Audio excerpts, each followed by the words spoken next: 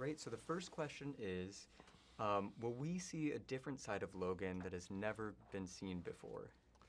I think our goal in this film was to try and go intimate with Logan, to try and go deep, and in that way to try and get to the very things that scare him most, which aren't villains and aren't the end of the world or his own life, but intimacy, love, connection with others. At the same time, the other side of Logan I think you're going to get to see is just slam bam action like you haven't seen, just bloody, intense, brutal fight sequences and action sequences. A, because of our rating, and B, because it was our goal to just try and do something that felt grittier and more real. Great. So on that note, what are some of the references or inspirations for the cinematic feel of this film? I think mostly westerns. I think that to me, the kind of economy of this film, the kind of road trip, it's kind of a ride across the range in a pickup truck as opposed to horseback, if you will. But it's a real journey film. It's a road picture. We travel from the Mexican border all the way to the Canadian border. And I think westerns are the real template for a lot of what we do. And what do you hope or think that fans will be thinking about after seeing the movie?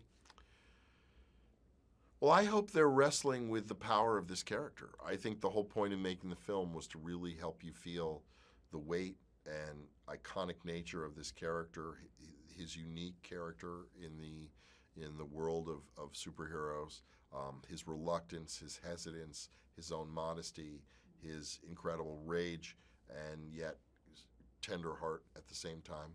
I think there's so many interesting aspects to this character. I just wanted to get as much out of the way so we could go as deep with him as we could. And can you talk a little bit about his relationship, Logan's relationship to other characters, specifically Charles? Well, this film sets him up in a very real way as both a caretaker for his father figure, if not his father, in Charles Xavier, who's got a degenerative brain disease and is living with Logan just south of the border in an abandoned smelting plant. And into their world comes this little girl who turns out is Logan's daughter. So you've got this character who hates intimacy and doesn't want to be responsible for anything, who suddenly is on the road and caring and protecting for an 11-year-old girl and a 95-year-old man. Perfect. That's everything. Thank you so much. Thank you. Pleasure.